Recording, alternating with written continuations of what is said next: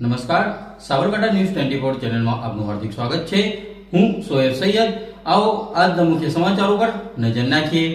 થરાદ ખાતે mega blood donation camp સફળતાપૂર્વક યોજાયો। આજે થરાદ ખાતે મુસ્લિમ વેલફેર એસોસિએશન તથા રાષ્ટ્રવાદી મુસ્લિમ પસમંદા મહાજના ગુજરાત રાજ્ય મહિલા પ્રમુખ યાસ્મીન વોહરાના જન્મદિવસ નિમિત્તે મેગા બ્લડ ડોનેશન કેમ્પનું ભવ્ય આયોજન।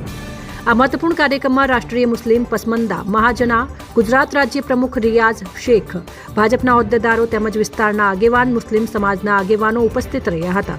કાર્યક્રમમાં મોટી સંખ્યામાં યુવાનોએ ઉત્સાહપૂર્વક રક્તદાન કર્યું, જેમાં યુવાનોનો વિશેષ સહભાગ નોંધાયો હતો। આ કેમ્પનું આયોજન ગાગુ શાહ, ગુજરાત સ્ટેટ વાઇસ પ્રમુખ, રાષ્ટ્રીય મુસ્લિમ પસમંદા મહાજની આગેવાની હેઠળ આદર્શ બ્લડ બેંક થરાદ ખાતે કરવામાં આવ્યું હતું। આ પ્રસંગે યાસ્મીન વોહરાએ જણાવ્યું કે સમાજ સેવા અને માનવ સેવા માટે રક્તદાન જેવી પ્રવૃત્તિઓ એક પવિત્ર કૃત્ય છે। યુવાનોને આવા કાર્યોમાં જોડાવવું એ જ ખરેખર દેશ અને સમાજની સાચી સેવા છે।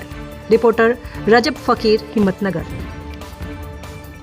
સાબરકાંઠા ન્યૂઝ 24 ને સબસ્ક્રાઇબ કરી લાઇક કરવાનું ભૂલશો નહીં, જેથી આવનારા સમયમાં ઝડપથી આપના સુધી સમાચાર પ્રાપ્ત થઈ શકે।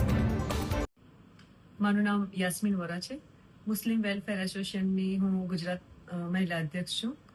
આજે થરાદ ખાતે મેગા બ્લડ ડોનેશન કેમ્પનું આયોજન કર્યું છે સરવરી ગ્રુપ અને મુસ્લિમ વેલફેર એસોસિએશન દ્વારા। આજે ખૂબ જ મોટી સંખ્યાની અંદર અહીંયા બ્લડ ડોનેશન થયું છે। ખાસ કરી યુવાઓએ ખૂબ ઉત્સાહથી આની અંદર ભાગ લીધો છે। લોહી આપવું એક કાર્ય નથી, એક જીવન બચાવવાનો સંકલ્પ છે। અને હું અહીંયાથી અપીલ કરવા માંગુ છું કે વધારેમાં વધારે આવા બ્લડ ડોનેશન કેમ્પનું આયોજન કરવામાં આવે અને આ કાર્યમાં જોડાય, કારણ કે લોહી આપવું એક મહાન ઉમદા કાર્ય છે। અને ગગુસાભાઈએ બી આજે 67મી વાર રક્તદાન કર્યું છે, તો હું એમને અભિનંદન આપું છું કે આવી રીતે સેવાના કાર્ય કરતા રહે અને બીજાને બી મોટિવેટ કરતા રહે। Thank you so much.